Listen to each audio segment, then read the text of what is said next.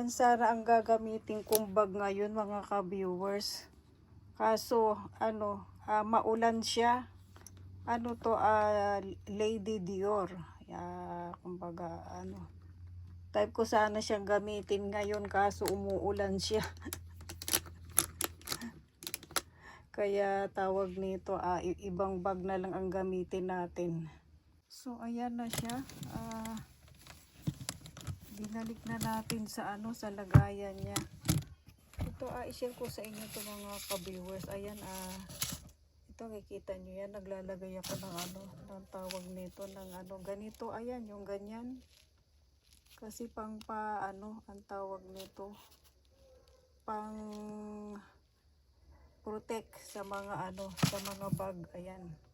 Kasi lalo na kapag leather ba, kailangan alagaan. Kasi ang halaga niya hindi basta-basta yung halaga kasi, kaya super kapag ganito na mga mumurahin yung katulad nito Michael Kors. Medyo lang yan, kahit nakaganyan na siya, hindi na siya balutin kasi hindi naman siya talaga super expensive. Kasi itong Lady Dior, super mahal yan kasi ngayon, mas lalo ngayon, super mahal ang Lady Dior, kaya tawag nito super iniingatan ko siya talaga. Ayan, binabalot ko siya, tapos minsan nilalabas ko din kasi kailangan mong titignan lalo na kapag may ang panahon kasi dito nga winter, tapos summer, saka ang tawag niyan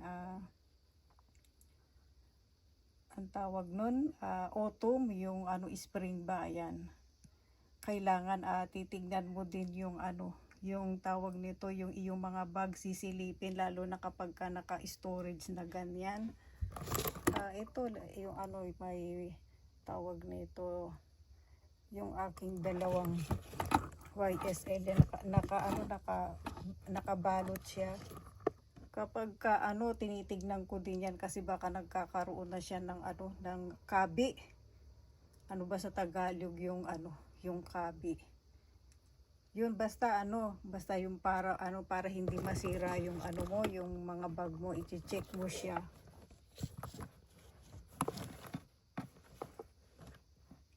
Ayan, ganyan. Maalaga ako sa sa gamit mga ka-viewers. Ito nga pala mga ka-viewers, natagalan na itong ating haul. Yun sa sa aking birthday ng nakaraan, kailangan na nating i-haul ito. Tawag nito, nagkasakit kasi ako mga ka-viewers, ubo, sinumpong ako ng hika. Hanggang ngayon nga may ubo pa rin ako, kaya pasensya na kapag medyo ang ating boses inuubo yan. Ang ating share for today, ang ating haul, iba-ibang haul. Asan na ba yung ayun mga ka-viewers, umpisahan natin dito. Di na tayo magpapakita ng ng ating mukha kasi nga laging naman itong nakikita. Ito in-order ito ni Dalaga sa Amazon. Ayan, ano bang laman?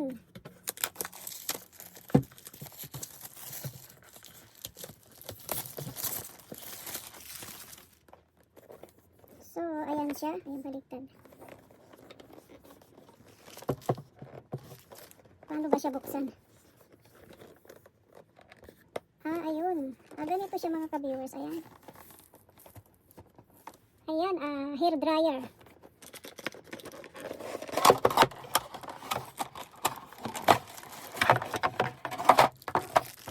Ito mga ka-viewers.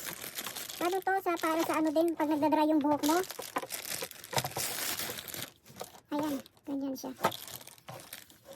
Ang bili nito ni Dalaga ay mahigit siya 1 lapad. Magkano ba dyan sa sa Pilipinas ang ngayon, ang yen? Ayan, yata 3,000 kung sa pera dyan sa Pilipinas. Ayan, si Dalaga ang nito, bumili. Ayan, i-share ko lang sa inyo. Ayan mga ka-viewer, for dry hair. Ayan, tawag nito Ayos natin yung ating camera. Nalalaglag kasi. Ayan, for dry hair. Ayan, para lalong daw, yung buhok mo hindi siya mag-dry. Yan siya ang nito, bumili nito. Sa kanyang sahod kasi nag-work na yung anak kong dalaga eh. Yung mahal yung yung kanyang binili na hair dryer. Ayan. Itabihin na natin dyan. At ito, yan in-order niya dito sa Amazon.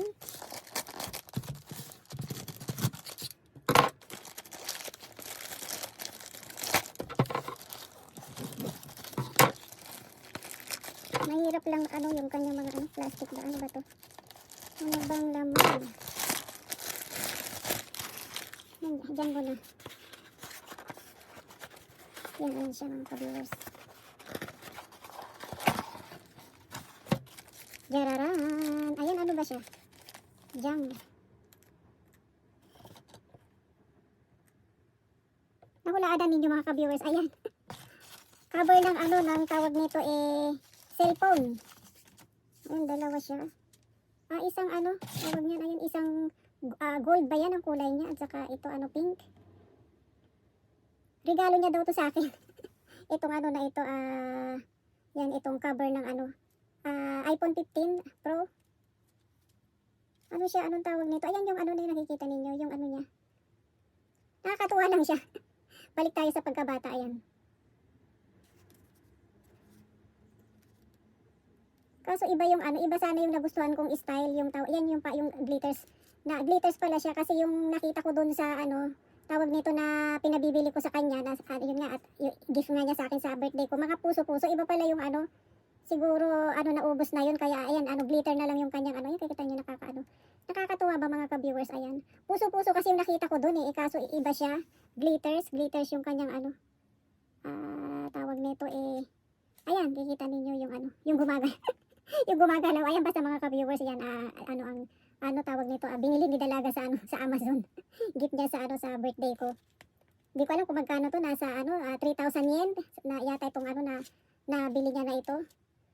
Ayan. Tapos dito naman tayo mga ka-viewers. Ito naman gift ni to ni ate ni nakaraan na tawag. Ayan, kimutsi lang naman kumbaga. Hindi naman tayo namimili kapag kaibigan ang ang nagbigay ng gift. Ayan. Slipper yung kanyang gift. Kaya nakakatuwa. Wala naman sa presyo kapag kakaibigan ang nagbigay ng gift. Di ba mga ka-viewers? Ayan, tapos ito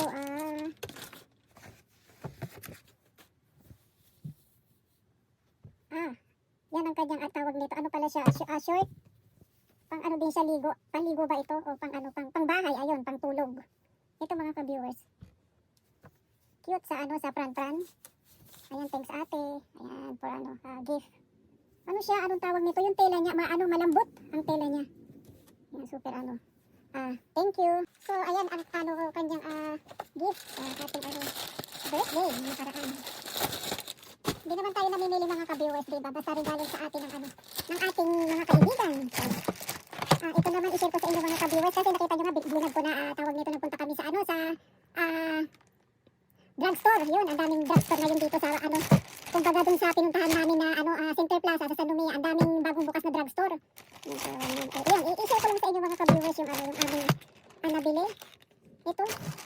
Ito nakita ko doon na ayan, hindi ko alam kung maganda to or pang kilay. Ayun, sabi nila kilay is life. Ayan, minsan yung ating kilay hindi na naayos.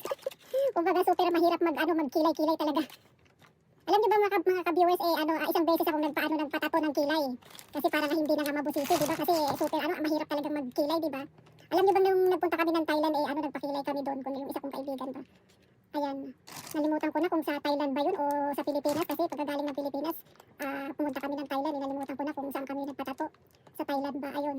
Kumbaga super sakit, grabe yung tato sa hindi ko talaga nakayanan kaya yung kilay ko tawag nito dapat kasi kapag magpapatato ka kumbaga yun alam naman yung mga diyan, di ba? Kumbaga yung mga nagtatato sa hindi lang isang beses or kasi ako isang beses lang ako kaya tawag diyan natanggal din yung kumbaga yung pagtato sa sa kilay ko. Ayan, super na kumbaga yung ating natanggal din ba yung tato ng kilay ko, kaya ayan minsan ano tawag niyan, ayan nagguguhit ng kilay kasi maganda siya, di ba? Pagka ayos ang kilay mo super super maganda ka na, sabay ganun no mga ka-viewers. Ayan ang ating nabili doon sa tapos ito, ayan sabi ko nga sa inyo yung aking favorite na toner sa sa kusuriyasan. Ayan, na-vlog ko na nga. Tapos meron siyang, ayan, nabinilihan ko siya ng cream. I-share ko sa inyo mga ka-viewers yung tawag nito yung kanyang cream. Ayan, ganyan siya mga ka-viewers. Buksan natin. So ayan ang kanyang ang itsura sa loob. Super siya, creamy. Yan kita ninyo. Nagamit ko na to mga ka-viewers, kaso nga tawag nito, alam mo naman tayo minsan gusto natin gumamit ng ibang di ba, ibang cream. Maganda rin to, na-try ko na to last year ba? Ito, tas kumbaga bumili na naman ako. Ayan, nasa lang naman to, nasa singin, 1,000 sa pera dito, sing guwakin ba yun? 1,500 sa pera dito. Pero itong toner niya, mura lang ito, wala tong 1,000, nasa 700 lang yata yan. Tapos ito, ayan, nagbili na tayo ng ng hand cream. Ay, buksan naman natin mga ka-viewers kasi nagda-dry na yung ating ayan guys siya tawag nito yan, nagda-dry na yung ating kamay kasi nga malamig na. Ayan, mabango siya, tawag nito, kumbaga mga ka-viewers, bago itong nakita kong kulay, kasi iba-ibang kulay nito, may kulay white ba yun, tapos kulay pink, iba-iba, tapos ito ngayon ko lang to nakita tong kulay na ito, kaya pero pareho lang naman sila. Ayan, nakasulat medicated whitening, yan nakalagay ng mga ka-viewers. Mabango siya. Tapos, ayan, meron pa silang binigay na papel. Ayan, vitamin, bumili din ako ng aking vitamin B. Tapos, ito, treatment sa buhok. Ayan, kita ninyo mga ka-viewers. Treatment and shampoo. Ayan.